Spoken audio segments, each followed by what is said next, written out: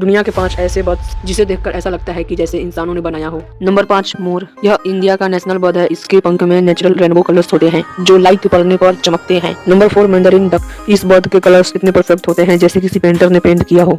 Number 3, golden fission. इस bird के सुनहरा पंख और लाल बॉडी इसे दुनिया के सबसे रॉयल बर्ड्स में से एक बनाते हैं। Number 2, scarlet macaw. इसका मतलब लाल तोता। रेड, ब्लू और येलो कलर्स का परफेक्ट कॉम्बो और ये बर्ड 50 साल तक जिंदा रह सकता है। Number 1, bird of paradise.